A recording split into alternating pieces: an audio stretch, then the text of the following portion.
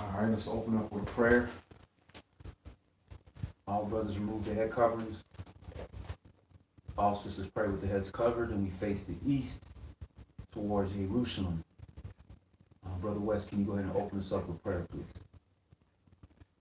Our Father YAH, Covenant Elohim, of Abraham, Yishak, and Yaakov.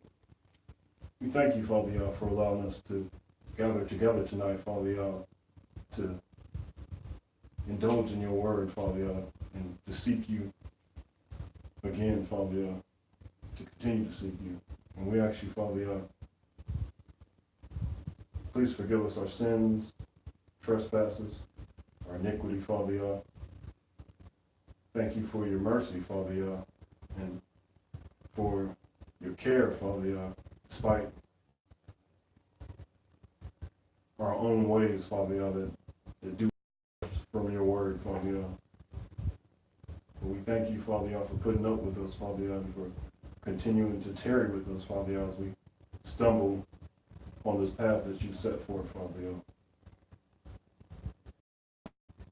We ask you, Father YAH, for your guidance, and we ask you to please fill us with your wisdom and your knowledge, Father YAH, so that we may bear fruit in your name, Father YAH. For those you have called for your kingdom's sake, Father YAH, and for your name's sake. In Yahshua's name we pray. Amen. Amen.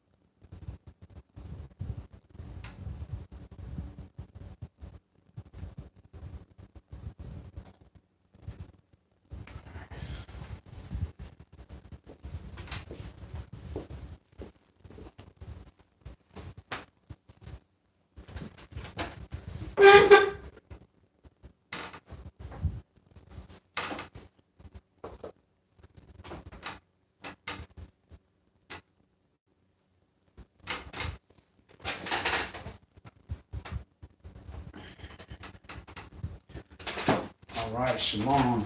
My name is YAH Yasharal, with Brother Wesley Yasharal. Shalom. And we are Savior Word of Yah. And the title of our Bible study today is What YAH Hateth. What YAH Hateth. And a good example of prayer Brother West was opening us up with is just, YAH even dealing with us. As we stumble along and try to figure this thing out. He's so merciful to us. And we don't want to take his kindness for weakness. So one thing you want to do, with somebody, your wife, your spouse, your significant other, whatever the case may be, you want to know what does that person like? What do they like to do? What do they like to eat? How do they like to spend their free time? Because you love the person, you're interested in, and you want to make the person happy. Another thing you want to find out with somebody you care about or you respect, or even your parents, your family, you want to find out, what do they hate? What things do they despise? So this is what we want to take a look at. YAH lets us know the things that he likes and the things that he hates, and the things that he likes, he wants us to emulate those things. He wants us to pick up his ways, and the things that he hates, he wants us to avoid. So we're going to first open up and see who he loves and who he hates. We're in Romans chapter 9, and we're going to read verses 1 through 16.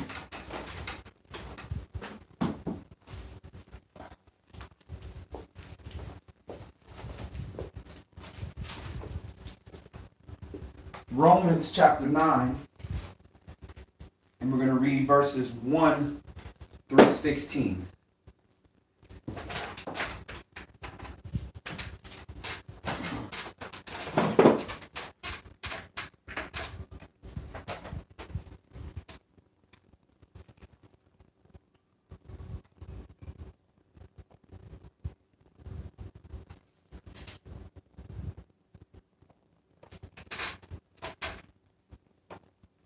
Romans chapter 9 and verse 1. I say the truth in Mashiach, I lie not. My conscience also bearing me witness in the Holy Spirit, that I have great heaviness and continual sorrow in my heart. For I could wish that myself were accursed from Mashiach, for my brethren, my kinsmen, according to the flesh, who are Israelites, to whom pertains the adoption, and the glory, and the covenants, and the giving of the law, and the service of Elohim, and the promises.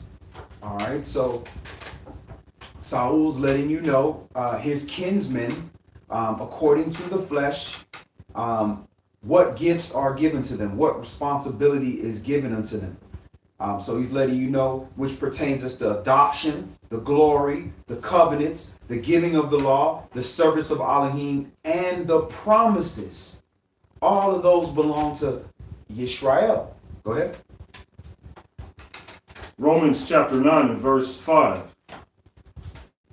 Whose are the fathers, of whom as concerning the flesh Mashiach came, who is over all, Elohim blessed forever. Amen. Not as though the word of Elohim has taken none effect, for they are not all Israel which are of Israel. All right, so they are not all Yasharal that are Yasharal, letting you know that just because you are bloodline, we are chosen to do a task, you have not received the adoption, then you are not upright with all or have power with all. Yasharal, Israel. Go ahead. Verse 7. Neither, because they are the seed of Abraham, are they all children, but in Yishak shall your seed be called. That is, they which are the children of the flesh, these are not the children of Elohim, but the children of the promise are counted for the seed. All right, so just because you are justifying yourself according to the flesh, those are not the children. Those that are justifying themselves through the Spirit, in other words, the children of the promise, those that receive that new heart, that circumcision of the heart, and take a hold of these commandments and seek righteousness and seek the Father, those are the children, because the promise is that they will become the sons of Elohim through this word by the will of Yah. Go ahead. Romans chapter 9 and verse 9. For this is the word of promise. At this time will I come, and Sarah shall have a son. And not only this, but when Rebekah also hath conceived by one, even by our father Yishak. For the children being not yet born, neither having done any good or evil, that the purpose of Elohim according to the election might stand, not of works, but of him that calls. It was said unto her, the elder shall serve the younger. As it is written, Jacob have I loved, but Esau have I hated. Okay, so Jacob, he loves. Esau, he hates. So Yah hates a whole nation of people. The Edomites, he does not like them. Now, he created them. That's his right to create something. He can create light and dark. He might not necessarily like dark, but it may be necessary for the light to shine. So he has the right to hate what he likes, and he tells us what he likes. And then he tells us what he hates, and then he tells us what we should hate too. We can't hate everything he hates, because if he tells us not to hate Esau, we can't hate Esau.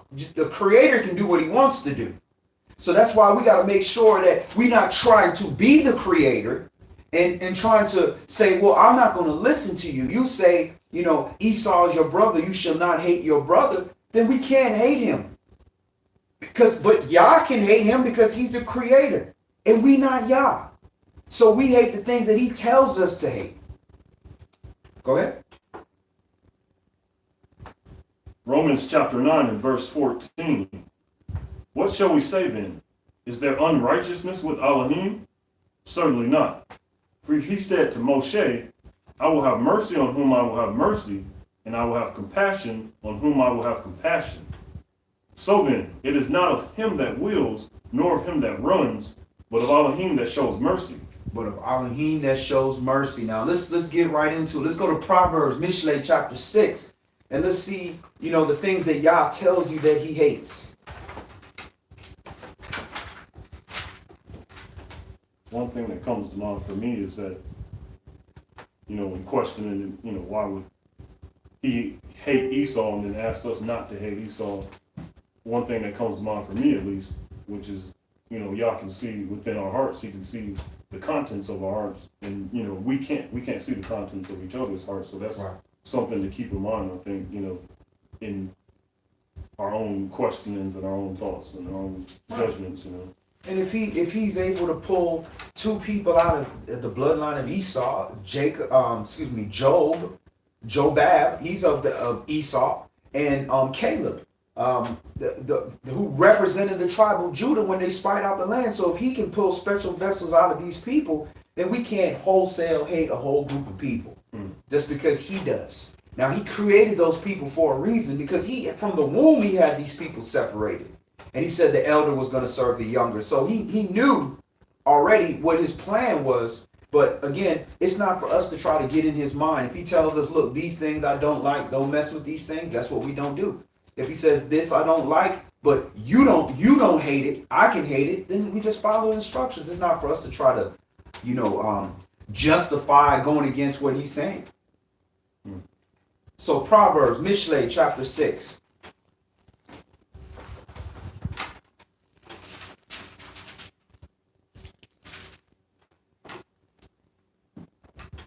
Proverbs chapter 6, and verse 1.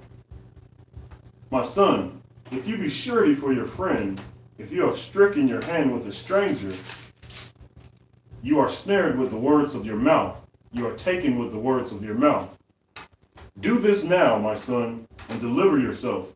When you are coming to the hand of your friend, go humble yourself and make sure you're a friend. All right, so be careful about just running your mouth, always making these, you just meeting somebody. Oh, yeah, I got you. Yeah, come along, I'll take care of it. You don't even know this person.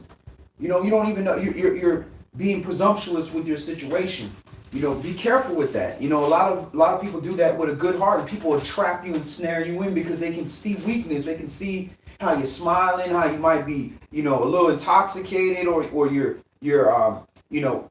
being extra friendly. People will try to take advantage, and then now you snared or trapped into something, and now you're transgressing when you decide your yea not going to be yea, and your nay not going to be nay. Proverbs chapter 6 and verse 4. Give not sleep to your eyes, nor slumber to your eyelids.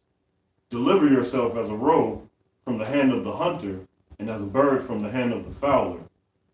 Go to the ant, you sluggard, consider her ways and be wise, which having no guide, overseer, or ruler, provides her meat in the summer, and gathers her food in the harvest. How long will you sleep, O sluggard?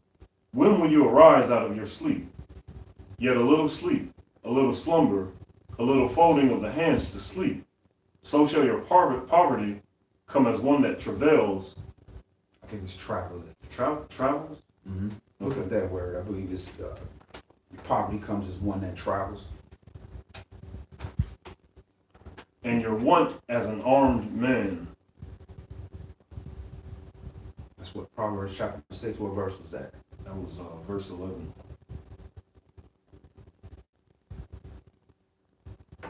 Yeah, to walk, literally along. So, halak. Huh. So it's traveleth. So it's one that travels. It's literally, figuratively, a long walk to get out, to go forward, to go about.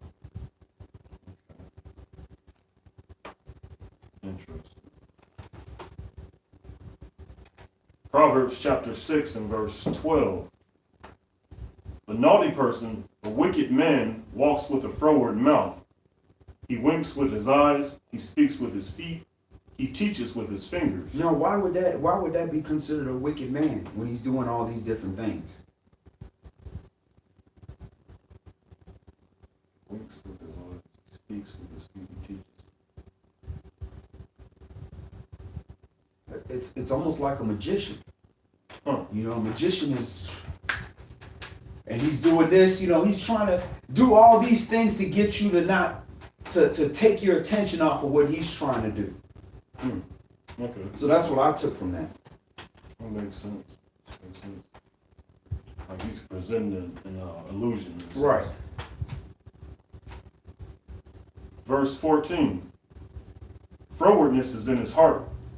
He devises mischief continually. He sows discord. Therefore shall his calamity come suddenly. Suddenly shall he be broken without remedy. These 6 things does Yahweh hate. Yea, 7 are an abomination unto him: a proud look, a lying tongue, and hands that shed innocent blood, a heart that devises wicked imaginations, feet that be swift in running to mischief, a false witness that speaks lies, and he that sows discord among brethren. All right, so 6 things does Yah hate, and 7 are abomination unto him. So let's take a look at that. You know, first thing he says is a proud look. And I'm like, man, what if you just look like that? I mean, how do you have a proud look? So let's break that down. Let's look at proud. What's the Hebrew word for proud? H7311. All right, so that's room. H7311, room, spelled R-U-M. And that is to be high, actively to rise or raise, bring up, exalt, extol, give, go up, haughty, heave, lift up, make up, set up high. So basically a look as if you better than somebody. Like you looking like, you know, your head up in the air, you know, your grandma give you that look, you know, when she look off like that, because she not giving you no, you like, grandma, she ain't trying to hear it. A proud look. You are showing yourself exalted over somebody just by the way you look, almost like you're looking at somebody like, how dare you talk to me, or, you know, who gave you the right to correct me, you know, you woman, how dare you speak in the presence of a male priest and all that. You know, a proud look, that arrogant look that before you even say a word, you've already taken away the ability to try to speak some wisdom to somebody because you're offending somebody. So, you know, how do you know that you're doing that? That's difficult because, you know, you've been having these facial expressions your whole life. How do you know, change that if that's something that you have? What do you think you can do if you feel, or how would you know you have a proud look? You mean physically? Mm-hmm. What are some signs? How would you know that you have a proud look? I think you'd have to be humble to an extent, wouldn't you? To have a proud look? I mean, to know, right? Yeah, you want to be in a humble state. Well, I mean, you wouldn't know if you had a proud look, so I'm thinking like you'd have to be humbled in a sense where someone would have to tell you and you'd have to be open to hearing it. Right. You know, like, oh, I didn't know I was Right. I didn't know I was that way. You know Right. And I mean, you could look at how people receive you. You know, when you talk to people, or, you know, when you walk up to people and you look at their face and you see their facial expressions when you're, you know, approaching them, or when you talk to them, and how, you know, and, you know, people kind of, you know, give you a look like if, you know, you coming at them a certain way, almost like when somebody got a problem with you, they walking up to you a certain way, you like, hold up, what's, you know, we can read the body language. So if you care about what people think, you know, you're humble enough to say, well, you know, I don't want to come off the wrong way, then you'll maybe notice those things. But if you're proud, you don't care. You just walking up any people any kind of way. And another way to examine if you have a proud look, examine your thoughts. Are you having vain thoughts in your head about, oh, look at these people, they don't know anything, or, you know, oh, I'm the most handsome person in the room, you know, I'm the most beautiful woman in here, or whatever the case may be. Like, what kind of thoughts are in your head? If you have those vain thoughts going in your head, chances are you got a proud look. if you are exalting yourself or lifting yourself or comparing yourself to people unnecessarily, then you're probably exhibiting a proud look. Makes sense.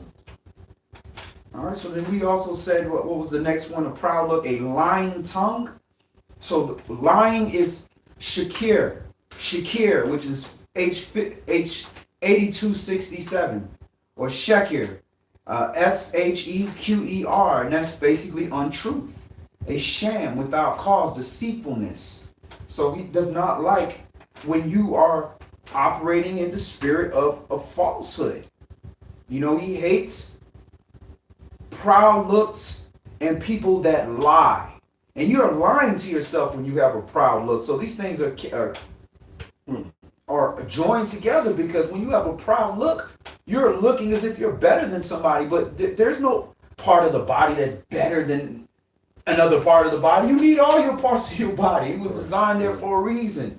So you're lying to yourself, telling yourself that you're more valuable, when ultimately there's the head and everything else is under the head. That's it. You know, I've mentioned this before, but one thing that always stands out to me about lying, and that I find really malicious, is that when you lie to someone, you're basically, in a way, you're trying to control their view of the world. You're trying to control their perspective, in a sense. And it's like, well, change the reality. Right. And it's like, first of all, that's a foolish thing to do, because you're not big enough. You're not powerful enough to do that. You know what I'm saying? Right.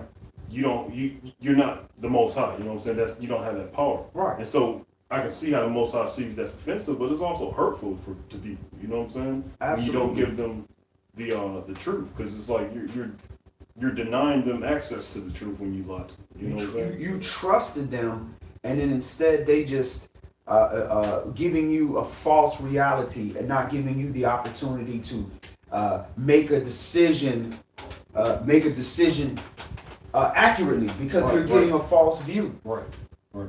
And then here it's talking about a lying tongue, and the word for tongue is lashon, which is basically the instrument of speech, a fork of flame, a cupboard of water, your speech. So also in your body language.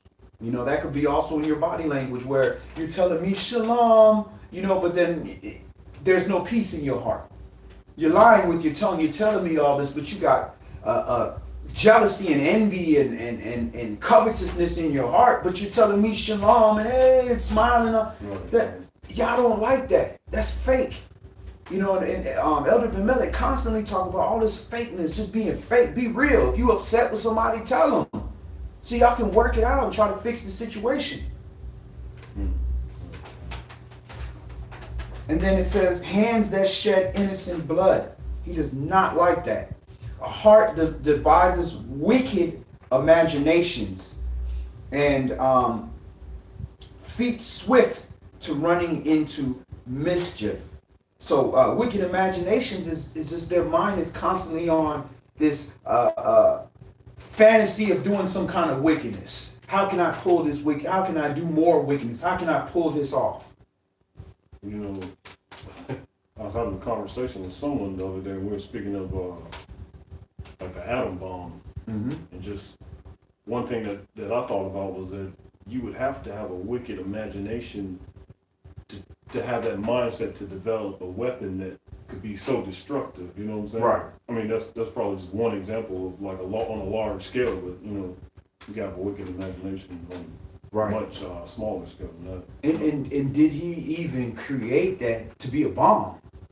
Because really a lot of times it's just a huge energy source, and they're using it and destabilizing it to cause destruction. Mm-hmm. So you can have somebody that's creating something that's supposed to give all this life, like this word, it's supposed to give all this life, and then somebody takes it and said, no, I can make this into a weapon. True. Yeah, strap this bomb to your head and run in there and blow up the building.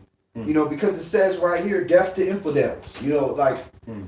It's just the wickedness in somebody can take something that's may possibly be good and turn it into something evil. And that's very similar to blasphemy of the Holy Spirit, where you're taking the truth and you're turning it into a lie. Well, how do you know if your intentions are good, but how do you know that you're operating in a wicked imagination, in a sense. You know what I'm saying?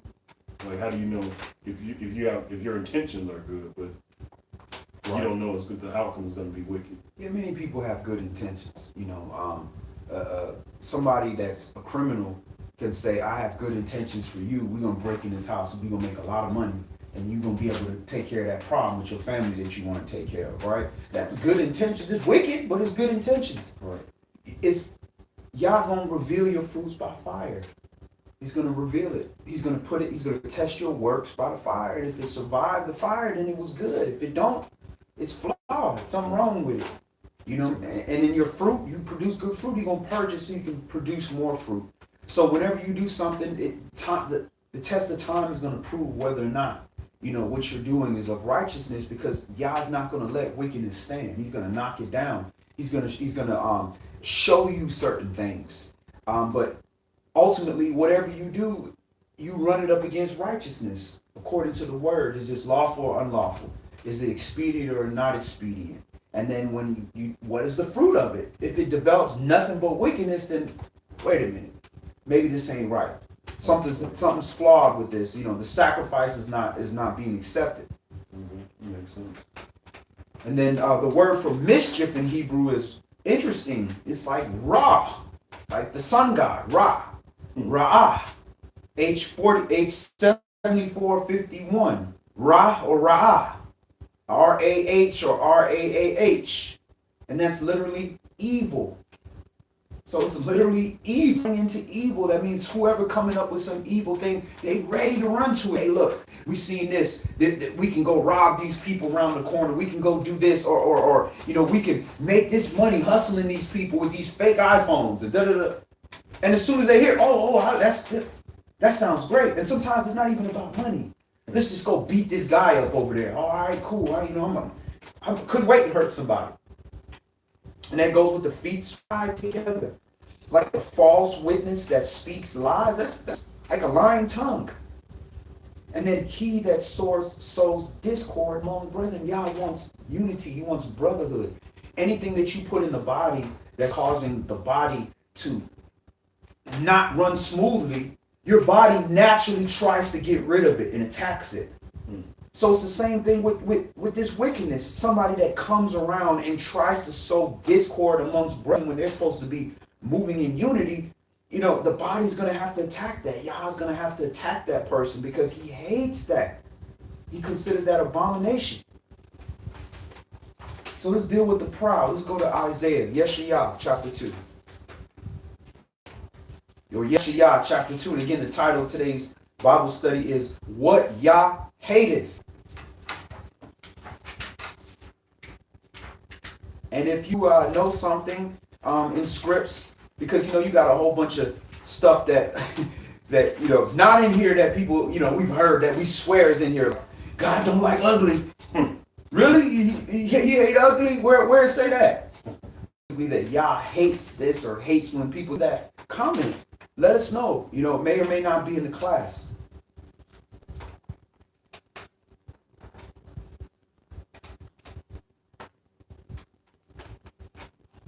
Isaiah chapter 2, verse 1. The word that Isaiah the son of Amoz saw concerning Yehudah and Jerusalem. And it shall come to pass in the last days that the mountain of Yahweh's house shall be established in the top of the mountains, and shall be exalted above the hills, and all nations shall flow unto it. All right, so when they talk about mountains, it's representing a government. It's representing a nation almost. So like, when it talks about, Mount Seir, it's talking about Edom, it's talking about, Sinai and all those, it's talking about Israel. So here it's talking about, it come past the last days that the mountain of Yahweh's house shall be established at the top of the mountain. So Yah's government is going to be at the top of the governments, exalted above all and all the nations are going to flow unto it. Because righteousness is going to be the new currency. If you don't have it, you ain't going to be able to survive. Go ahead. And many people shall go and say, Come you, and let us go up to the mountain of Yahweh, to the house of the Elohim of Yaakov.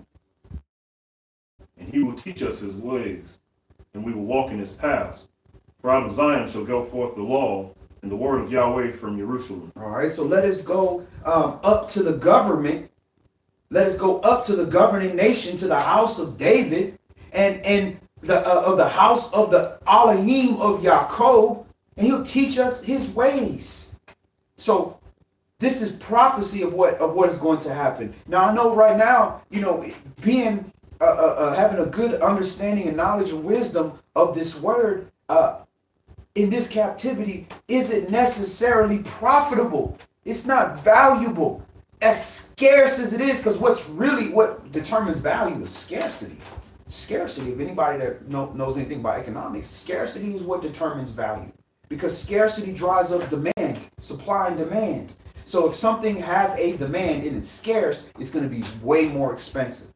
So wisdom and knowledge of righteousness is very scarce, but it's not a high valued currency in this time. But guess what? We're right at that cusp, at that edge. Now we don't know the day or the hour, but we know the season, that we're right there at the edge of that season where it's going to flip and change. Righteousness is going to be the new currency. Now, all of us that have been saving, like the ant and the sluggard, like we just been reading in the spring, he's saving up for the wintertime because he knows the next season is coming. Those people are going to be prepared. And that's why you're spending your time on a Tuesday night when you could be doing whatever you want, trying to gain wisdom and understanding out this word, because we know there's going to be a currency reset. And you can have all the money in the world and you can't buy the Holy Spirit. It's just like, what was it? Simeon, he got in Jerusalem, the brother, he just found out he used to be a wizard or something like that, a hustler. Then he found out about the truth and he went and got immersed. Then he saw Philip doing some, miraculous work with the Holy Spirit. He tried to buy the Holy Spirit. Nah, you can't buy that. Once that currency switches, that money don't mean nothing. Your goods don't mean nothing, because nobody gonna trade their life for that. And they understand that, the 10 virgins. Look, I can't give you mine. Least I don't have enough.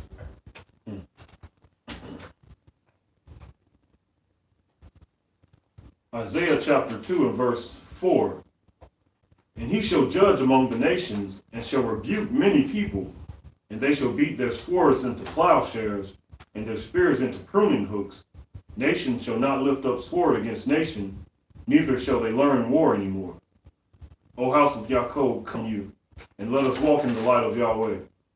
Therefore you have forsaken your people, the house of Yaakov, because they be replenished from the east, and are soothsayers like the Philistines, and they please themselves in the children of strangers. Their land also is full of silver and gold, neither is there any end of their treasures.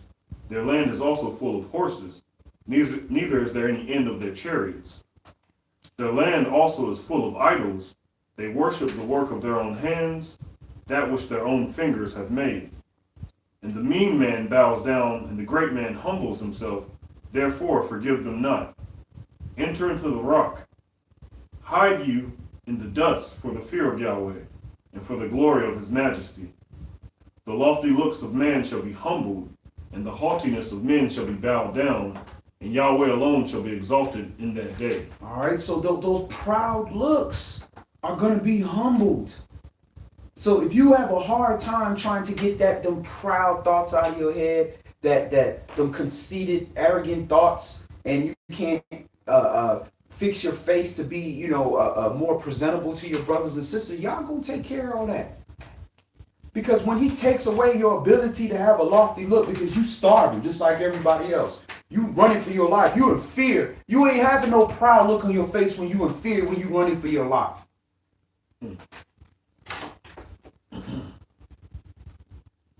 For the day of Yahweh of hosts shall be upon everyone that is proud and lofty, and upon everyone that is lifted up, and he shall be brought low. It says the meek shall inherit the earth. So if you a proud person and y'all got love for you, he allows you to live, he's going to humble you through the things that go on in your life, so that when this happens, you don't have to be brought down low. You don't have to be taken off the earth, because the meek inherited the earth. Meek is like humble. It's a synonym. So it's better that he do it in these times, and we go through the struggles that we go through now, rather than the day of YAH when everything comes and then, all right, he's knocking everybody low. They got those lofty looks. Isaiah chapter 2 and verse 13. And upon all the cedars of Lebanon that are high and lifted up, and upon all the oaks of Bashan, and upon all the high mountains, and upon all the hills that are lifted up, and upon every high tower, and upon every fenced wall, and upon all the ships of the Tarshish, and upon all pleasant pictures. All right, so the ships of Tarshish, those are the same ships that brought us here to this country. Those are the big, long, giant, fast-sailing ships to carry huge cargo. So all those people that are doing, it's interesting, that same thing that was going on our time is still going on with this sex trafficking thing they got going on. Man, this is a lot of minority children and women coming out of Africa and in these poor countries and third world countries that are being shipped all over the place.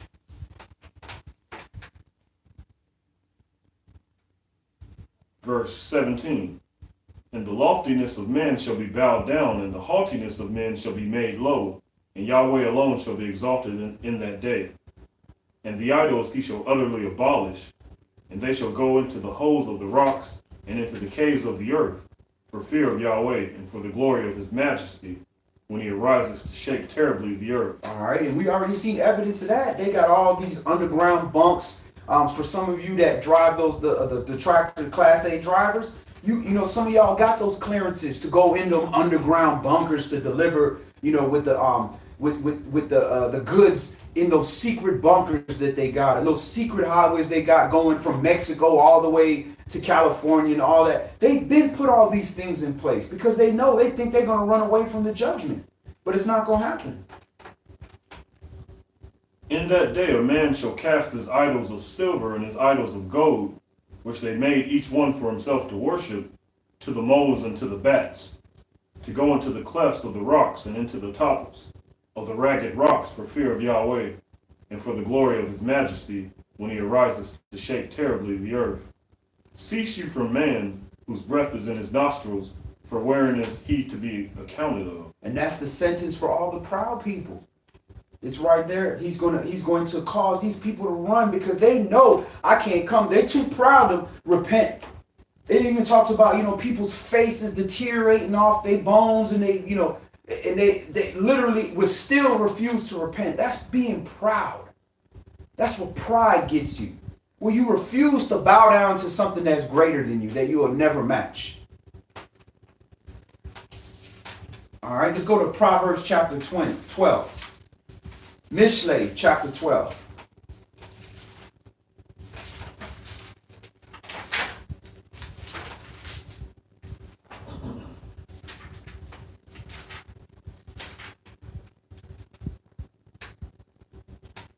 Proverbs, Mishlei chapter 12, and let's start this at verse 1. Whoso loves instruction loves knowledge, but he that hates reproof is brutish. A good man obtains favor of Yahweh, but a man of wicked devices will he condemn. A man shall not be established by wickedness, but the root of the righteous shall not be moved. A virtuous woman is a crown to her husband, but she that makes ashamed is as rottenness in his bones. A virtuous woman is a crown to her husband. So when a husband has a virtuous woman that carries herself with virtue, that's like people looking at his crown like, wow, he must be a righteous brother. He must be a real good dude if he got a wife like that, because that woman is virtuous. So that's your crown. So it behooves husbands to work with your wife. What kind of crown do you want on your head? You want, some old rusted, tilted hanging thing off your head, or do you want a precious crown of jewels on your head? And it's not a physical thing. That doesn't mean dress her up, put some fringes on her. Work with her, teach her. That's where she's supposed to learn. She's supposed to learn from her husband. So this is what we got to do to prepare and understand that this is us and the power that we have to work with what Yah gave us so that we can realize the best of the benefit. That's why he said, he that finds a wife finds a good thing. But just because you found something don't mean that's your wife. Here's my understanding on some of that verse. You can tell me what you think. Mm-hmm. But the crown also functionally, works to protect the head. So I think part of that also being virtuous is doing your part to protect the relationship and the man's legacy and your household together. You know what I'm saying? Like part of that is also protection, but I think that's kind of something that we don't really expect. You know what I'm saying? And it's not necessarily physical protection. We don't respect. Right. Often that, like you said, you brought up a great point. To protect or what? It's on? Where is it on the head? It's on the front of it. It's on top of your head, right? And so, what is it doing to your head? Physically, it's covering your head. So she's literally covering your head. And who's the head? You the head. And she's covering that. So there's times, in a sense, where it's going to be glory unto you for her to cover you. That's when she's going to cover you. Because it's a crown. It's to show royalty. So she's going to cover you in a lot of those areas that's going to help you establish your royalty. Now, she's not going to physically cover you, like you said, where she's the man and she's protecting. But there may be a time where you might be injured. She might have to buck back and get people off you to get you to safety. This is what, a wife will do. She'll step up when she has to. It's not her job. But that's what a husband and wife do. They cover one another. And then how that works, it talks about also in Corinthians where it says, the non-believing husband is sanctified by the believing wife. She's covering that. She's covering that husband. How she's covering that husband? Because if that husband is unclean and he's grabbing the baby and holding the baby, he's making the baby unclean. But the baby's clean. So in a sense, she's also covering her husband as well. And that's the reason why it says, husbands, submit to your wives as well. It doesn't just say, wives, submit to your husbands. And husbands, submit to your wives as well. But everything is within reason. It doesn't mean to usurp the authority, but it's to be wise. Proverbs chapter 12 and verse 5. The thoughts of the righteous are right, but the counsels of the wicked are deceit. The words of the wicked are to lie in wait for blood, but the mouth of the upright shall deliver them. The wicked are overthrown and are not, but the house of the righteous shall stand. And so if the house of the righteous shall stand, and that's Yah's word, that's what's going to happen, then you always seek to keep your house in righteousness. And no matter what kind of disorder happens, you work to keep everything according to what is the law.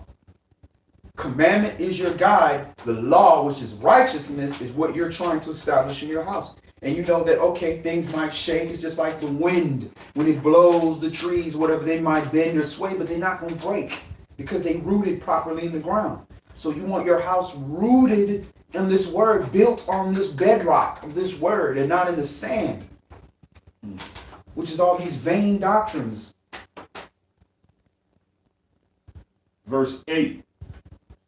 A man shall be commended according to his wisdom, but he that is of a perverse heart shall be despised. He that is despised and has a servant is better than he that honors himself and lacks bread. A righteous man regards the life of his beast, but the tender mercies of the wicked are cruel. So a righteous man regards even the life of his beast.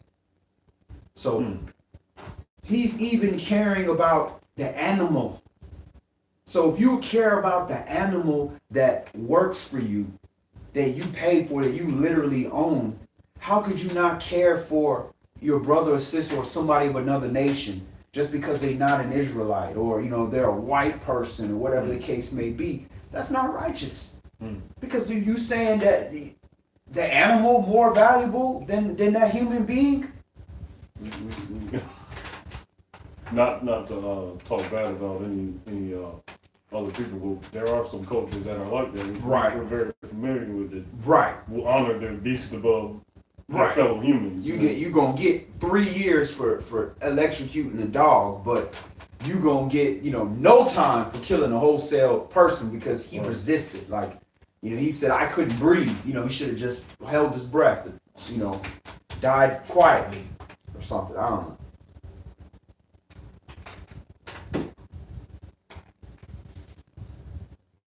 He that tills his land shall be satisfied with bread, but he that follows vain persons is void of understanding. All right, so your woman, that's your land. You gotta till that land. You gotta prepare that land. You gotta root up any of that root of bitterness when your woman comes to you and she's been taken advantage by the world and she tries to bring that spirit to you. She's not intentionally trying to harm you or bring up. She's a vessel. And she's being filled with a lot of wickedness and negative thoughts. That's for you to till that land. Hey, babe, hold on. We need to stop that right there. Now, take that, get that out of here. Now, that was out there in the world with people that don't love you. You here with your husband. You here with somebody that loves you. We don't need to deal with that. We're going to deal with this. Matter of fact, let's plant some good seed in this soil. Let's get up all this other stuff is stealing your nutrients, it's stealing all your energy, dealing with all this negative thoughts and negative situations that other people dealing with that, that you might have dealt with us in the past. Get that stuff out of there. That way you can start delivering fruit. Here's something that comes to mind for me when reading that verse, and you can let me know if what you think about this as well.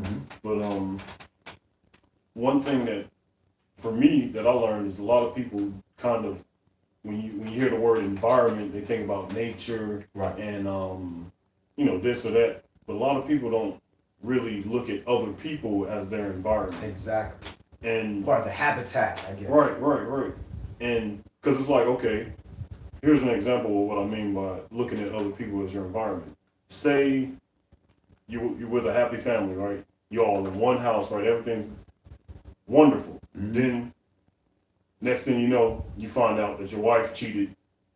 She's going off with some other man, and next thing you know, your family's up and ruined, and it's like, okay, well, that house that you're in is a different house. You know what I'm saying? Right. So because of the people, the environment has changed. So they're more the environment than the actual environment in a sense. You know the energy. Right. Absolutely. The energy that people bring. And so when I think about that and I think about this verse, it makes me think of the land as not only the people in your life, but also the things that YAH has put in your life. And he said if you till the land, which means if you're doing what you can righteously for for the people and around. using what YAH has given you, then you'll be filled with bread, and that's what you'll reap the rewards of interacting with YAH has given you righteously. If you do it righteously, that's bread kind of what I pick up. The bread is the word. The bread is also the word. So the land, what's the mother of us all? Jerusalem. Right? And Jerusalem is the land, right? Wow. Okay. So the land is the people. Wow. The land is either the land or the land is the people. So when he talks about New Jerusalem, this is us. This is the new body. That's why he's saying, oh, this is the number, the number of a man. It's the foundations are these 12 lambs and this, that, and the other. All these things, they're spiritual. Like, why would a spirit have to constantly say, okay, I'm going to change your body from being flesh and blood and change you to another fleshly vessel? No, he's a spirit. He's going to change things spiritually. So when it's talking about New Jerusalem coming down like a bride prepared, do you think he's marrying a city? There comes the bride of the Lamb, New Jerusalem coming down. Okay, so the Lamb is marrying a whole building? Like, yeah. That doesn't make any sense. That's us coming down. Hallelujah. Multiply the square footage, it comes up exactly to 144,000. 144. 12,000 by 12,000 by 12,000. Proverbs chapter 12 and verse 12. Wicked desires the net of evil men, but the root of the righteous yields fruit. The wicked is snared by the transgression of his lips, but the just shall come out of trouble. A man shall be satisfied with the good fruit of his mouth, and the recompense of a man's hand shall be rendered unto him. The way of a fool is right in his own eyes, but he that hearkens unto counsel is wise. Okay, so the way of a fool is right in his own eyes. It doesn't mean that he's wrong all the time, but he's a fool because he can't see that he can be wrong. He can't see that somebody else can be right, or maybe both people are right, and now he can have even a better way to handle something. But he that hearkens unto counsel is wise. So hearken means you listen, you follow counsel. You don't just say, "Oh, I heard a bunch of people, I'm gonna do what I want." Because some people do that. Well, I listen to everybody, but I'm still gonna do what I want. What's the point of listening if you're gonna do what you want? Didn't Slow-Mo's son do that? Mm-hmm. Something like that? Yeah, he had the wise men that was with him, came up and told him this is what you need to do. Yeah, whatever. Then he brought his friends that do what he do. They just finished beating some guy up. Hey, come on. Should we beat this other guy? Yes. All right, let's beat him up. Like, come on, man. Your father was the wisest king ever existed. Probably the wisest man that ever existed. And he put a council of people around him to counsel him, and you're not going to listen to them? Right. Because that's who he chose. That is crazy. Proverbs chapter 12 and verse 16. A fool's wrath is presently known, but a prudent man covers shame. He that speaks truth shows forth righteousness, but a false witness deceit. I'll just tell you something, a brief interruption. Mm-hmm. We posted something on Israelite Gathering, and Facebook has a new thing now. You seen this? Was the Partly false information checked by independent fact checkers. what? So basically, Facebook, we posted something about heart attacks, about drinking water. When you drink water before you go to bed, it helps prevent heart attacks. Mm-hmm. And supposedly a third independent fact checker went against the post and they blocked the post. So now they got independent fact checkers and it says partly incorrect, partly false. So this is just this is showing you which direction they're going. Right. Sooner or later, these same classes that we watching right now, they're gonna start partly blocking these classes. So people think it's a joke, man. You gotta take this time that you have now to get this information, while brothers is able to come out here and spend time and spread this information so that we can fact check our own information. Because pretty soon they're gonna be fact checking and then just block the whole thing, say it's partially correct. Right. It's partially incorrect. Or they could even listen and say that we're anti-Semitic and Right. censor us for hate speech or something. Right. You know what I'm You're saying? gonna be anti yourself. Right, but that's people who are not doing the research or not Right. really trying to study. That whole partly incorrect, that sound like fork tongue. Huh. It's alternative truth. Right. Huh. That's crazy. Proverbs chapter 12 and verse 17. He that speaks truth shows forth righteousness, but a false witness deceit. All right, so you speak truth, you're going to show forth righteousness. So change the way you speak. Once you speak something, you kind of put yourself on the line. So, teachers, when we reading this word, this truth all day long, you putting yourself on the line. This should affect your righteousness where I can't do that. I just was reading. I literally read that out loud. I literally just taught this. I literally just learned this. I can't operate this way. So this is why he talks against speaking lies and speaking all that deceit, because that's going to affect your behavior. Not only your own behavior, but it's going to affect somebody else's behavior who's unintentionally had good intentions. Thinking, well, surely my teacher told me we can eat pork because it's prayed over. The law is done away with. And you got good intentions. You really just trying to follow. You don't really eat pork. Mm-hmm. You don't mind giving it up, but somebody told you that the goodness of their heart. Okay. So this is why the Most High really hates lies and wants us to be truthful. there is that speaks like the piercings of a sword, but the tongue of the wise is health. All right, so the piercings of a sword. So you can cut somebody in a way.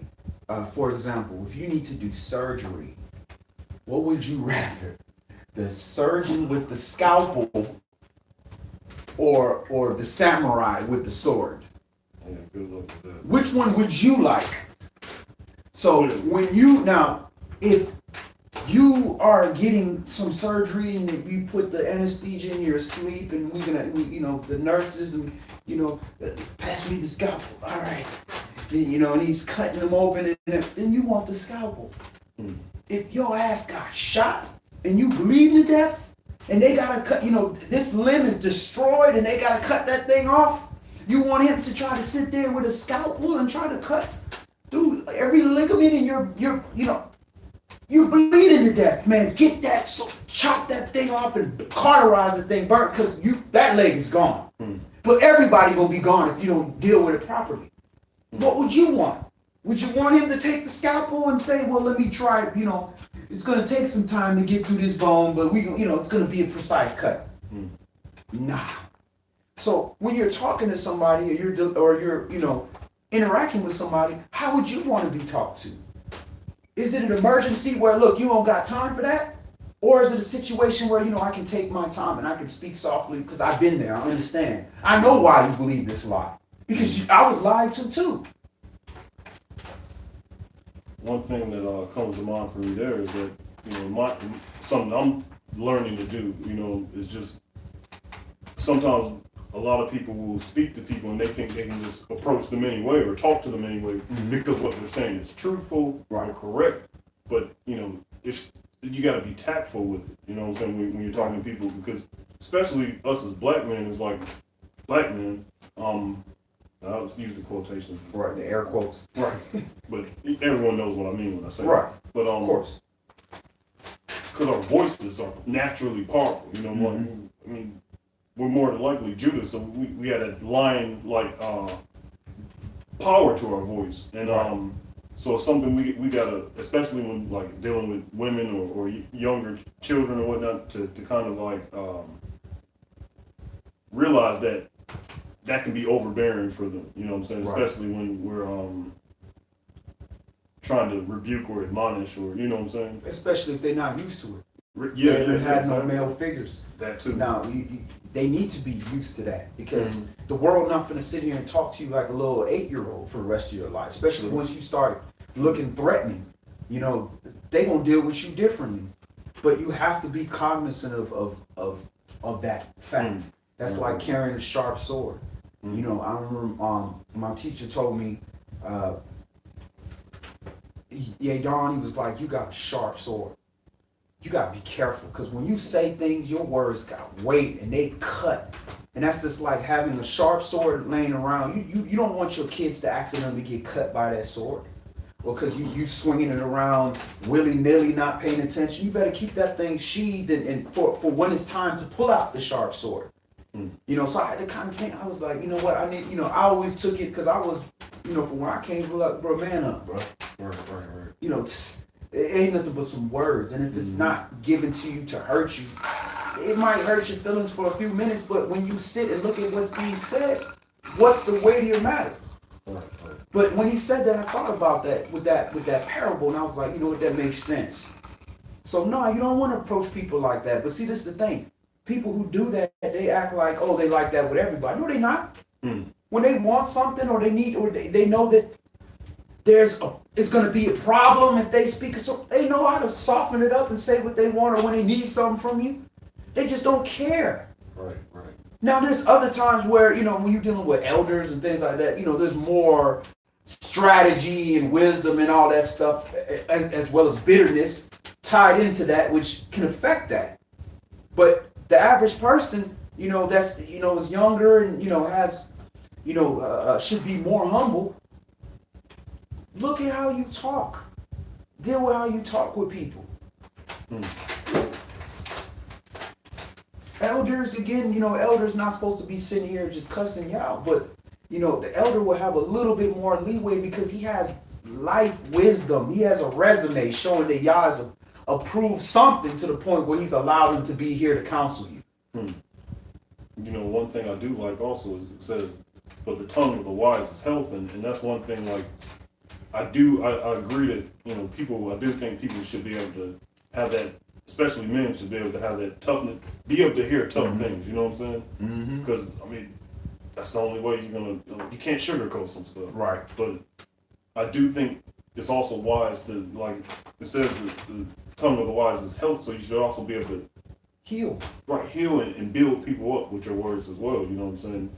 And sometimes in the same sitting, you know, Right. be able to tell them harsh things, but also be able to provide a hopeful perspective too. Absolutely. You know? Just again, how you want to be treated. You have a situation. You got to deliver somebody bad news. And we want to view this a lot of times. When you're knocking, destroying somebody's doctrine that they've been standing on for all this time, feeling safe in, and here you come, Proverbs 14, verse 6. And you about to deliver them the death of their doctrine. Mm-hmm. Just imagine trying to deliver to somebody the death of their family member. You want to be like, your brother's dead. He died, bruh. His head got blown off. He bleeding all over the street, bro. It was the worst thing I've ever seen in my man. That was a lot of pain. Bro, I know you hurt. You should be embarrassed to see your brother get killed like that. Man, I'm glad he ain't my family. Right. You have enough sense to be like, bro, what? Man, somebody turn around and try to kill you. We're hearing something like that. Right. This is how we delivering doctrine to people. His whole life he thinking that, you know, he can't drink alcohol because it's just the devil. And he's been struggling and holding back, and all of a sudden here you come knocking it down. Well, Yahshua, his first miracle was to turn water to wine, and water represents the word. And, you know, why, if alcohol was wicked, why would he take something pure like water and change it to something wicked when they already had alcohol there? It was already there. You want to be careful how you deliver things to people, because people will take things like death when they holding on to something so tight because that's all they know, and they may be devout and really believe, and they need time to see. Right. Makes sense. Go ahead. Proverbs chapter 12 and verse 19. The lip of truth shall be established forever, but a lying tongue is but for a moment. Deceit is in the heart of them that imagine evil, but to the counselors of peace is joy. And that lying tongue is only for a moment, because the truth will always come out. It's always going to come out. Go ahead. There shall no evil happen to the just, but the wicked shall be filled with mischief. So when it says no evil shall happen to the just, does that mean no bad things are going to happen to them? No. Because bad things happen to everybody. Right. But it's not going to be evil to that person, because it's going to make them stronger. It's going to help them. It's going to cover them for something, maybe as judgment for something they've done before, or whatever. It's going to be to their benefit. Y'all going to get the glory out of that. Makes perfect sense. Lying lips are an abomination to Yah, but they that deal truly are his delight. All right, so 6 things does Yah hate, 7 are abomination. So lying lips are abomination. So he's letting you know what's abominable. That means extreme uncleanness. This kind of, that shirt, bro, you might want to, run that shirt in the wash. It's got some stains on it. Yeah, well, I get through the day. It's all right. But then you got crap, little dog crap all over your shirt. That's a completely different story. Get rid of it. A prudent man conceals knowledge, but the heart of fools proclaims foolishness. The hand of the diligent shall bear rule, but the slothful shall be under tribute. Heaviness in the heart of man makes it stoop, but a good word makes it glad. The righteous is more excellent than his neighbor, but the way of the wicked seduces them. The slothful man roasts not that which he took in hunting, but the substance of a diligent man is precious. In the way of righteousness is life, and in the pathway thereof is no death. Amen. All right, so let's go to Numbers, Bamidbar, chapter 35. We're talking about the land. It was interesting you brought that up. The land and how it represents people and all of that's tied into it. 35, Bamidbar, Numbers, chapter 35.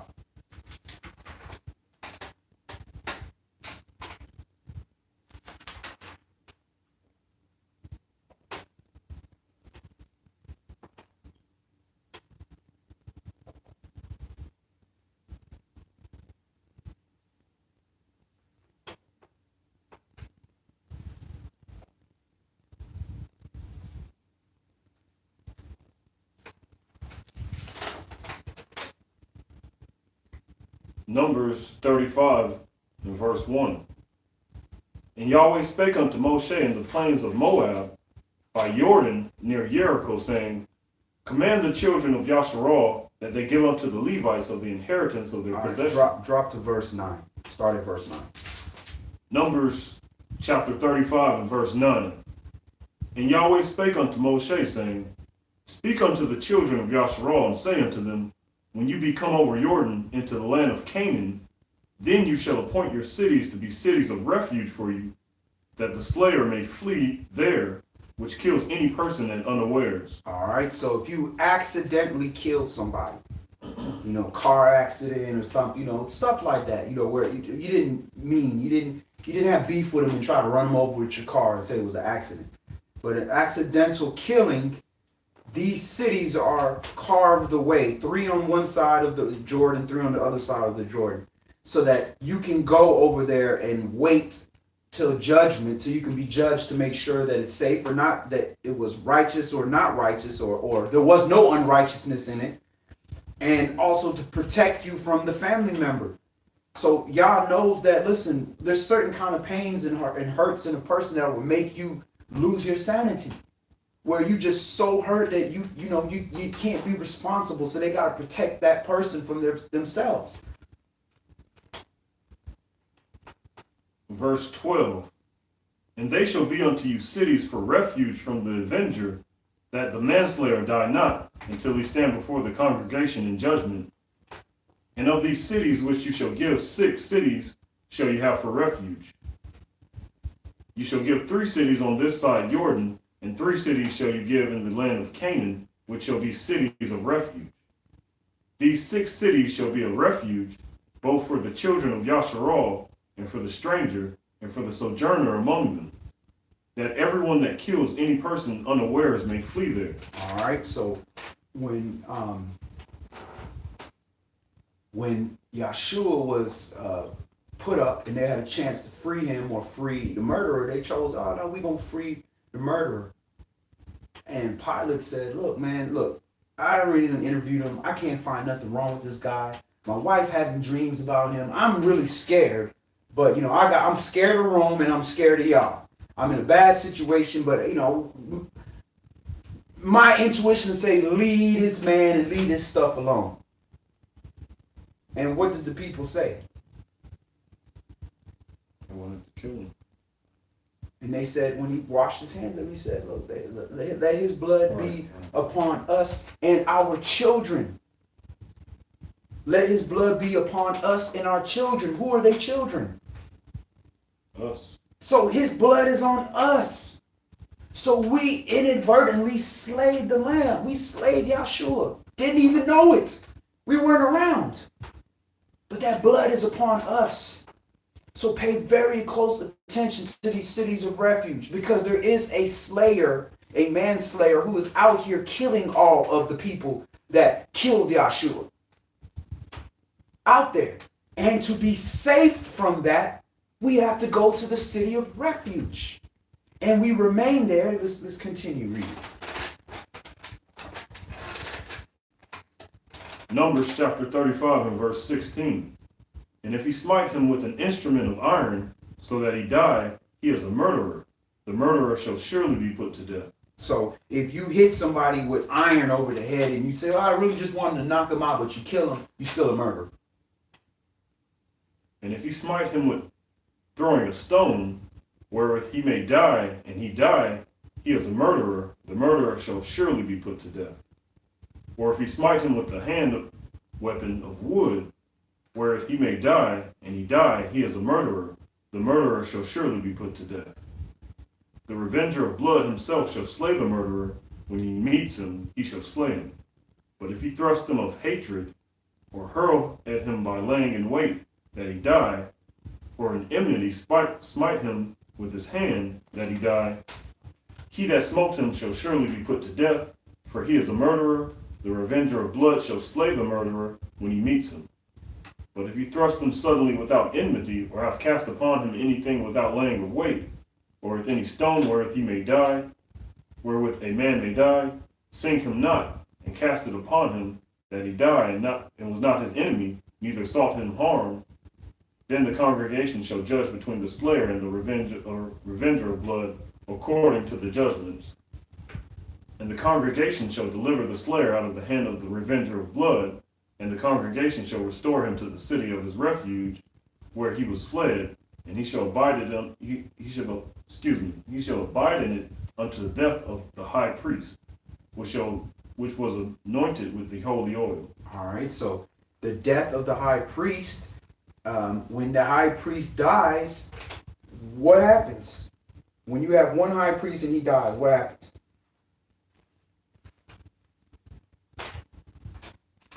He's returned. Right? Yeah, the new high priest coming in, right? Right. Right. So I see where you're going with that. Absolutely. So we know Yahshua is the high priest. So with his death, we are protected in that city of refuge until that next high priest comes in. Oh, okay. I see.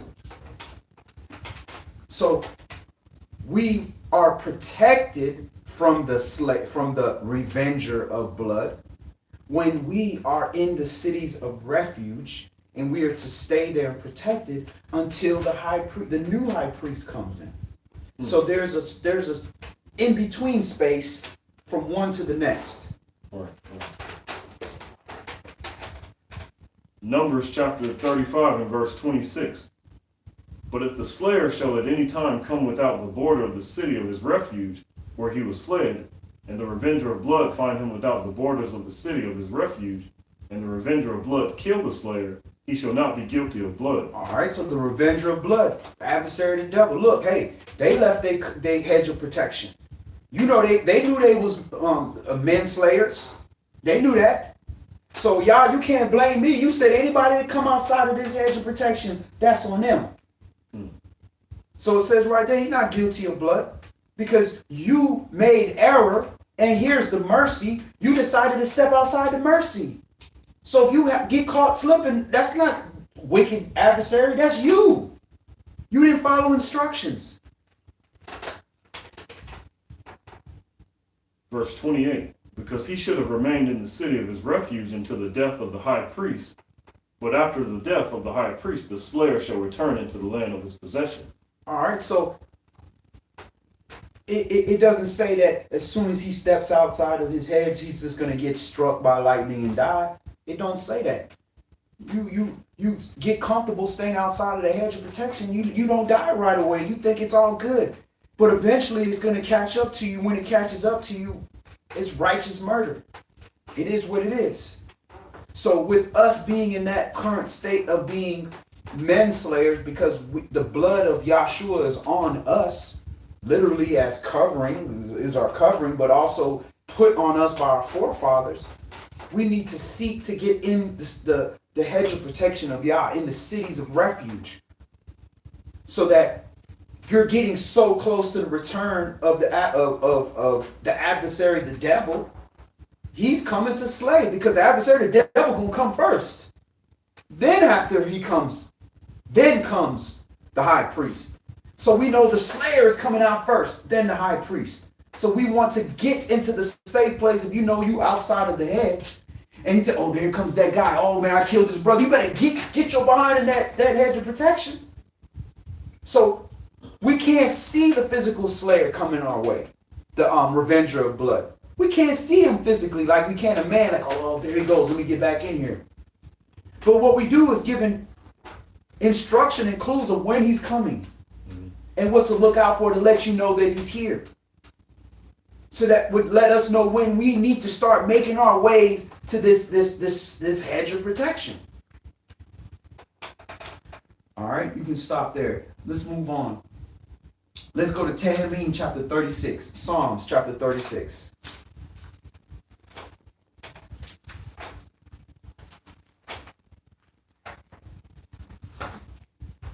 Psalm, Tehillim chapter 36.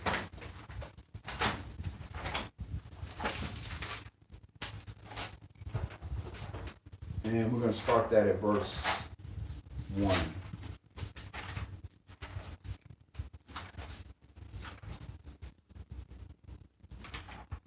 Psalms chapter 36 and verse 1.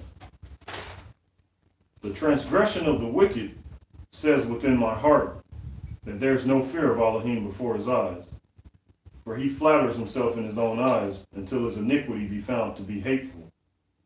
The words of his mouth are iniquity and deceit. He has left off to be wise and to do good. He devises mischief upon his bed.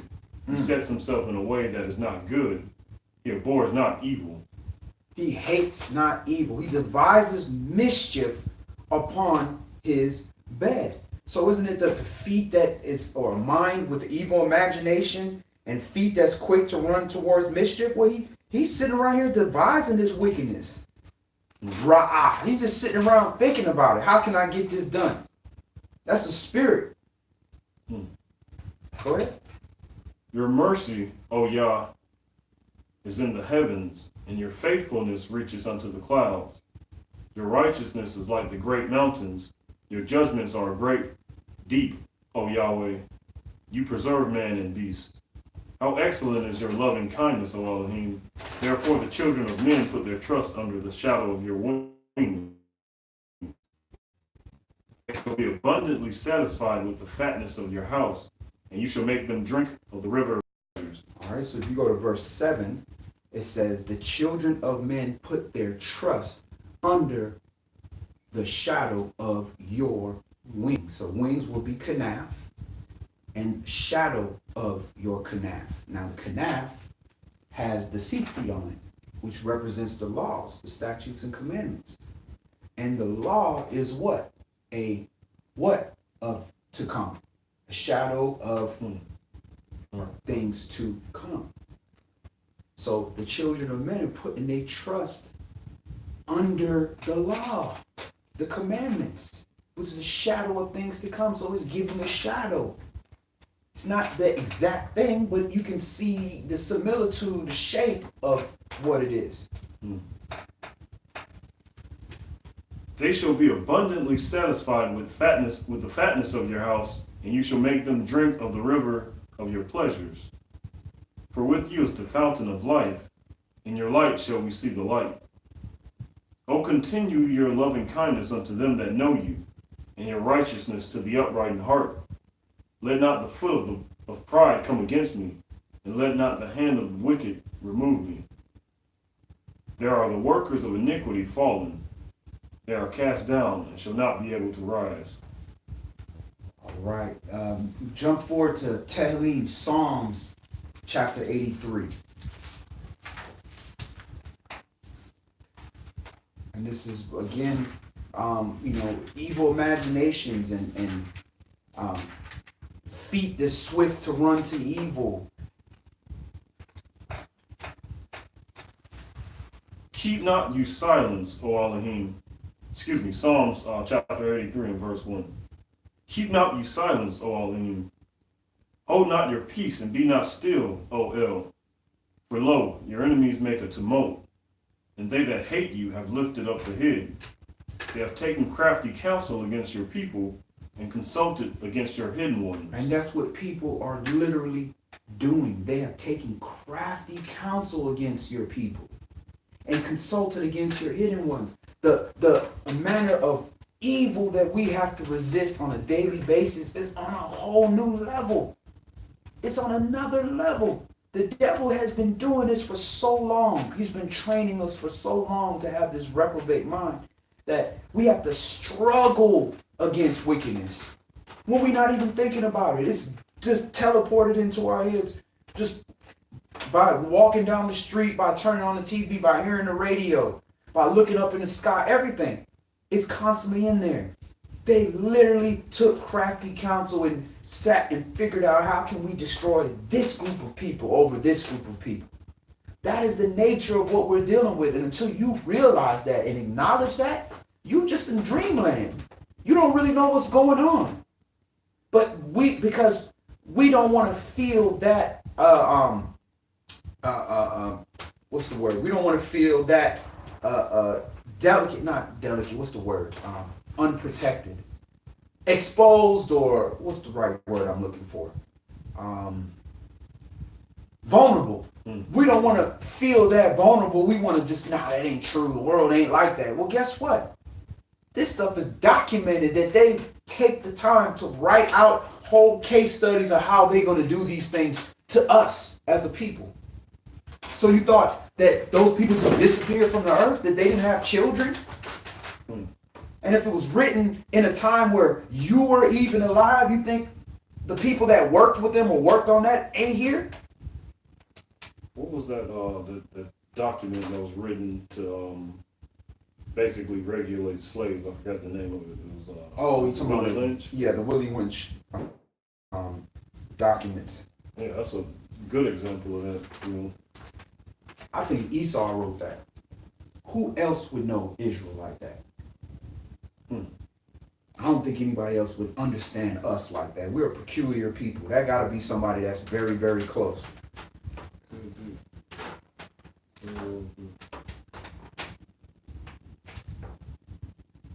Psalms chapter 83 and verse 4. They have said, "Come and let us cut them off from being a nation, that the name of Yisrael may no more be in remembrance. For they have consulted together with one consent. They are confederate against you.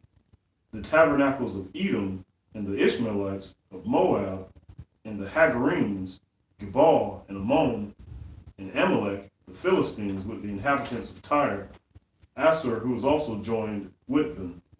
They have hope in the children of Lot. Do unto them as unto the Midianites, as to Sisera, as to Yabin at the brook of Kishon, which perished at Endor. They became as dung for the earth. Make their nobles like Oreb and like Zeb, yea, all their princes as Zebah and as Zalmunna. Who said, Let us take to ourselves the houses of Elohim in possession." All right, so take the houses of Elohim. So the houses of Elohim, what are the houses of Elohim? Is it us as a people? Exactly.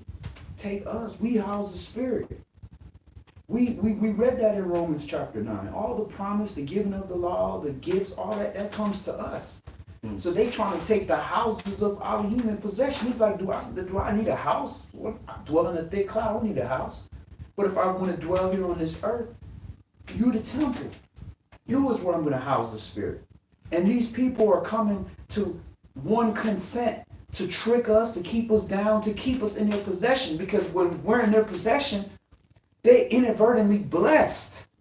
Now it's vanity. It don't last forever, because as soon as we leave, it's their destruction. But they getting some kind of benefits because Yah's being merciful to us. Verse 13. O my Elohim, make them like a wheel as the stubble before the wind, as the fire burns a wood, and as the flame sets the mountains on fire. So persecute them with your tempest, and make them afraid with your storm. Fill their faces with shame, that they may seek your name, O Yahweh. Let them be confounded and troubled forever.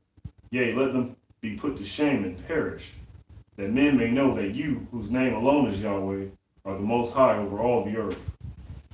All right. Now let's go to Exodus, Shemot, chapter 23. We're just going to read 1 through 9. We're going to deal with that false report.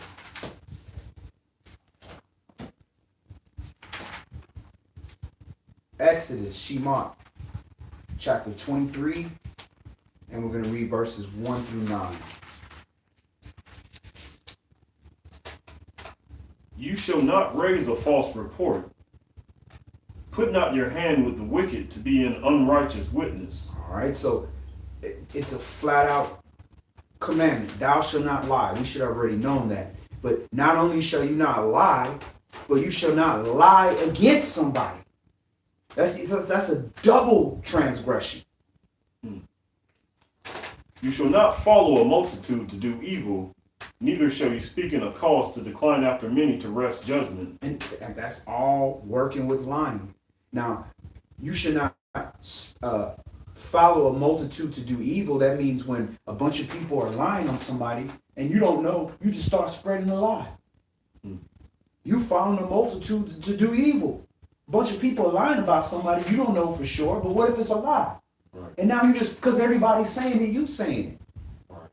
And then when it talks about neither shall you speak in a cause to decline after many to rest judgment, that's that telling that partial story. Where you just telling, oh yeah, he just came and punched me in the face. Yeah, you didn't talk about the fact that you stole this man money. You know what I'm saying? And you just like, whatever.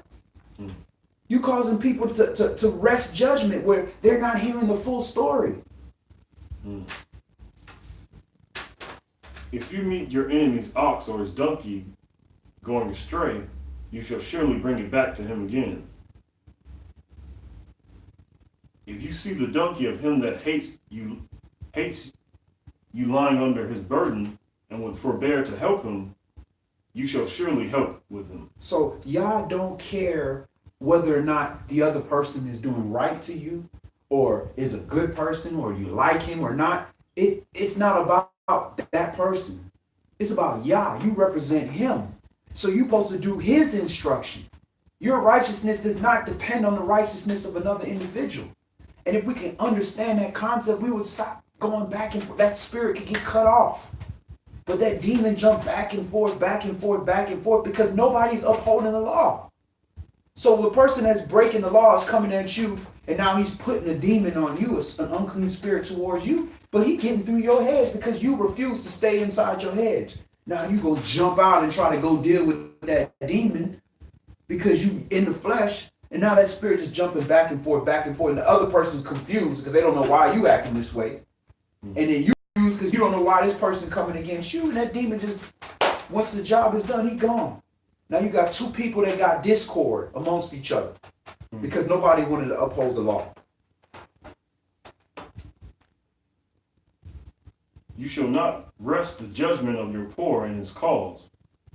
Keep you far from a false matter, and the innocent and righteous slay you not, for I will not justify the wicked. And you shall take no gift, for the gift blinds the wise and perverts the words of the righteous. Also you shall not oppress a stranger, for you know the heart of a stranger, seeing you were strangers in the land of Mitzrayim. So treat people the way you want to be treated. You know what it's like to be a minority. So when you have a minority amongst your situation, think of how you'd want to treat them. It's just like, when white people come into this word and they be around Israelites, they are a stranger now because now they're amongst the YAH's chosen people. And YAH's chosen people are in captivity right now. And we're amongst the nation that we're the minority in the nation. So did you like when people try to talk down to you or act like you was less worth because you were in less number or had less power? So we forget those things, and then we get around people of other nations that are being led of the Spirit towards us according to the prophecy, and we want to crap on them. That's not right. Do we think that kind of spirit he's going to allow into the kingdom when he's saying the whole world is going to be up under us? No, he's not going to allow that spirit. All right. Let's go to Proverbs chapter 22. Mishlei chapter 22. We're dealing with people that sow discord amongst brethren.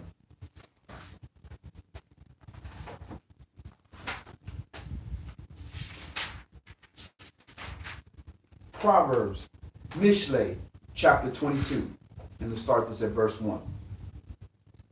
A good name is rather to be chosen than great riches, and loving favor rather than silver and gold. All right, so a good name, a good character, a good reputation is rather to be chosen than great riches. So if you taking these riches is going to cause your name, Yasharal, Israel, Yasharallah, whatever name you took that represents the Most High. If you would rather the riches over that good name, that's not going to work for you. That's vanity. That's not going to last. Go ahead. The rich and poor meet together. Yahweh is the maker of them all. A prudent man foresees the evil and hides himself, but the simple pass on and are punished. By humility and the fear of Yahweh are riches and honor and life. All right. By humility and the fear of Yah are riches and honor and life. So if you don't have the humility and the fear of Yah, then whose riches and honor and life are you getting? That ain't real riches. That ain't real honor. And that ain't real life. Because if you ain't get it through humility and the fear of Yah, then you can only get it one other place. Thorns and snares are in the way of the froward. He that does keep his soul shall be far from them. Train up a child in the way he should go, and when he is old, he will not depart from it. So does that mean you train up the child and he's gonna go right the direction you send him? No. But you still gotta train him up. Because it says when he is old, he will not depart from it. So we gotta stop expecting the child automatically to be an adult, to have the understanding you have because you done shown him the right way. No, this is for when he gets older. When he starts to gain wisdom, then he won't depart from it. Something personally is, when I was a kid, I didn't understand why my dad did a lot of things. And even in my adult life, I was still frustrated with a lot of his shortcomings. But since I've come into the Word and since I've been learning more and since I've been growing in certain areas, a lot of the things he's been doing has been starting to click. Like a lot of the things he did, rather, starting to click. And I'm starting to look back like, man, like I'm really thankful, especially when I see like other people like in their situations and people that grew up without that. Like I'm really thankful now that like looking at things like, he really did train me in a lot of ways. Of course, as a kid, you don't really understand, but like I understand now as I'm getting older and I'm experiencing more things that, he did a lot. And a lot of the stuff he did wasn't even necessarily verbally taught. It was taught through, his character. Right. Absolutely. A lot of greats aren't recognized until after the fact because they do things forward thinking. They understand this is what you're going to need when you get here. So if somebody knows, okay, we are going to be homeless, there are not going to be any homes because we're going to have to travel somewhere. And he telling you, you need to do this, you need to get that, you need to have this, you need to have that. You'd be like, what for? I'm not going camping. What I need a tent for? What I need, sleeping bag and covers and this and pots to cook and learn. What I need all this for? Then he passes. And then the situation changes and everybody's outdoors. Because there's, hurricane season comes and knocks houses down or whatever. Then you'll be, oh man, this is why he said, because he knew that I was going to be in this situation. Or he knew that if this situation arose, I was going to need these things. Train up a child in the way that he should go. And when he's old, he will not depart from it. Go ahead. Proverbs chapter 22 and verse 7. The rich rules over the poor, and the borrower is servant to the lender. He that sows iniquity shall reap vanity, and the rod of his anger shall fail. He that has a bountiful eye shall be blessed, for he gives of his bread to the poor. So if we want to be blessed, give to the poor. Give to people. That's one thing I can say, about YAH. She's always giving. She's willing to give, to the point where I be feeling like, hey, oh. But she's just so willing to give. And that's why whenever she's in a situation or I'm in a situation, the Most High could always bless us because of her heart, how willing she is to give. And because I'm willing to give the little bit that I have. Go ahead. Proverbs chapter 22 and verse 10. Cast out the scorner, and contention shall go out. Yea, strife and reproach shall cease. All right, now cast out the scorner. That's what people like to use when they kicking you out the assembly. Yeah, scorner is somebody that basically whatever you say, they gotta go the opposite of that. You know, they always trying to gainsay the word and turn truth into a lie to fit their position or to benefit them. But if somebody is just disagreeing with you, that doesn't make him a scorner. And there shouldn't be contention because you disagree with somebody. That's a problem. Then who's really the scorner? If somebody disagree with you and that causes contention all the time, maybe you the scorner. He that loves pureness of heart, for the grace of his lips, the king shall be his friend. The eyes of Yahweh preserve knowledge, and he overthrows the words of the transgressor. The slothful man said, there is a lion without, I shall be slain in the streets. The mouth of a strange woman is a deep pit. He that is abhorred of Yahweh shall fall therein. All right, we can stop there. So the slothful man, there's a lion without. I'll be slain in the street. He gonna always have an excuse. So what all these other people walking around the street then? Why they not finna get slain? Why you ain't out there hunting the lion then? Let's go to the conclusion. Let's go to Matthew chapter 18. Matthew chapter 18. And Yahshua deals with, discord amongst brothers. How important it is to not have discord. To be on one accord. To get things right within a family. Matthew chapter 18, and we're going to read 15 through 35 for the conclusion. Moreover, if your brother shall trespass against you, go and tell him his fault between you and him alone. If he shall hear you, you have gained your brother. All right, so people like to say, open rebuke is better than silent, admonishment or whatever the case may be. Yeah, it is. When it's time to get to that point to rebuke somebody. But at first, you go to them first. There's an order. You try to give the person the best opportunity to repent. Soften the blow, as much embarrassment as you can. Remove that first. How would you want to be treated? If you made a mistake, hey, you're going to go over the loudspeaker. He got toilet paper hanging out the back of his pants.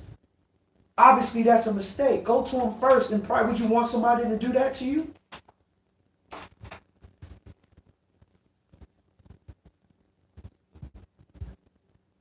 What would happen in a case if you have a brother and say you heard something, or a brother or a sister, you heard something, and their situation that you heard was none of your business, but it's not a trespass against you personally? Like, how would you handle that? If you hear somebody else talking about somebody else, if you feel that it's necessary to intervene in that, then you got to seek diligently. So you got to hear the other side of the story. Say, hey, brother, I just want to let you know I heard this. If this is true, this is not a good situation. So let me hear. Go to that brother first. Don't go to, hey, look, I heard about this guy. This is what they said about it. That's out of order. Right, that makes sense. Verse 16.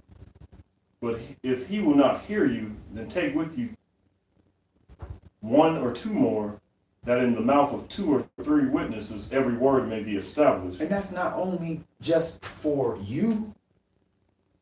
Not only for him, that's also for you as well. You might be off. So you go to the other brother, man, hey, listen, let me tell you about this, bro. I went and I talked to him. I told him, look, you did this wrong. You should do this. And then now the other person, no, he didn't do nothing wrong. He's supposed to do. Matter of fact, that's the law. You supposed to him. Oh, okay. Now you know better. Now you got counsel. That makes sense.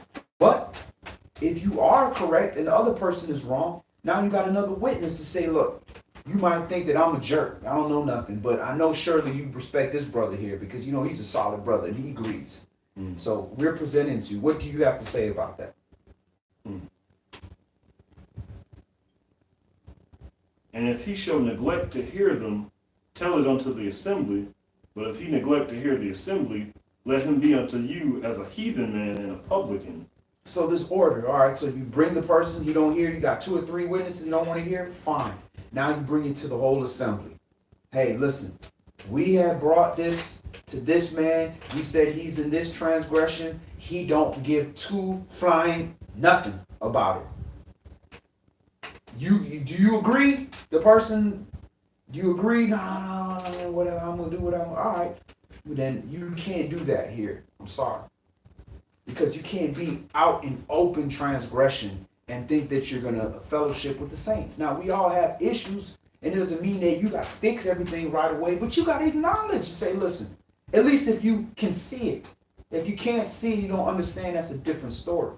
It could be a gray area, you want to judge things accordingly, but if it's outright open rebelliousness to the Most High and you present it and they don't want to do anything about it, they just going to do what they want to do, well, you have to do that somewhere else because you're defiling the land. You're bringing infection to the rest of the people. Now,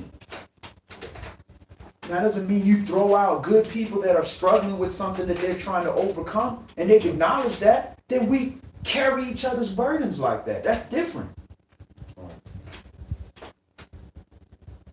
Matthew chapter 18 and verse 18. Verily I say unto you, whatsoever you shall bind on earth shall be bound in heaven, and whatsoever you shall loose on earth shall be loosed in heaven. Again I say unto you, that if 2 of you shall agree on earth as touching anything that they shall ask, it shall be done for them of my Father which is in heaven. For where 2 or 3 are gathered together in my name, there am I in the midst of them. When 2 or 3 or more are gathered in his shem, in his character. Not just because people come here and say Yahshua, then all of a sudden they going to Yah hearing them. If you're not walking in the character of the word, then no, he's not hearing you. He's telling you, man, if you don't deal with your wife properly, your prayers are hindered. So how you going to hear you because you got another person?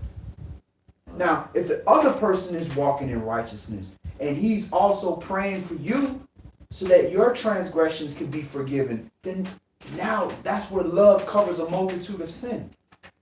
But that don't mean you bring 2 wicked people together and they agree to do some wickedness and y'all just going, there it is. That's not the character of Yah.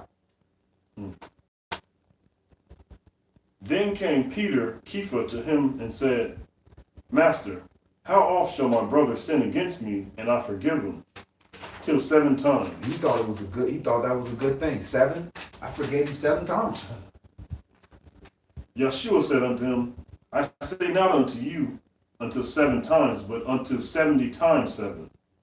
Therefore is the kingdom of heaven likened unto a certain king, which would take account of his servants. And when he had begun to reckon, one was brought unto him, which owed him 10,000 talents. But for as much as he had not to pay, his master commanded him to be sold, and his wife, and his children, and all that he had, and payment to be made.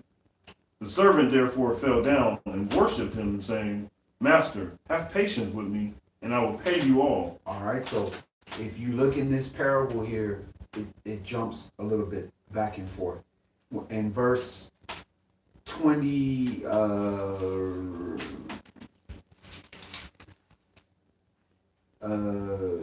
verse 25 says, but for as much he had not to pay, his master's lowercase Lord, all lowercase letters, his master commanded him to be sold, and his wife and children and all that he had, and payment to be made. So that's talking about like a landlord almost, whoever owns that land, whoever he's working for. But then now, when you jump to verse 26, it says the servant therefore fell down and worshipped him, saying, Adonai. Now it's capital L, lowercase O-R-D. So it's almost like he's worshiping. Who is he worshiping? When it says Adonai, he's bowing down to the Most High, to Mashiach, to Adonai, through the Mashiach. Have patience with me. I will pay you all. So now it's jumping from a parable of a situation to a real life situation where you're asking forgiveness through the word, through the Savior word of Yah, through the Adonai Yahshua HaMashiach. Then now verse 27, it goes back to the parable example. Go ahead. The The servant therefore fell down and worshipped him, saying, Master, have patience with me, and I will pay you all. Then the master of that servant was moved with compassion and loosed him and forgave him the debt. So now it jumps back into lowercase Lord. So they're being very specific about how they're writing this to let you know who this is talking about. But the same servant went out and found one of his fellow servants, owed him 100 pence. And he laid hands on him and took him by the throat, saying, Pay me what that you owe. And his fellow servant fell down at his feet and besought him, saying, Have patience with me, and I will pay you all. All right, so now keep in mind, verse 25, talking about good intentions.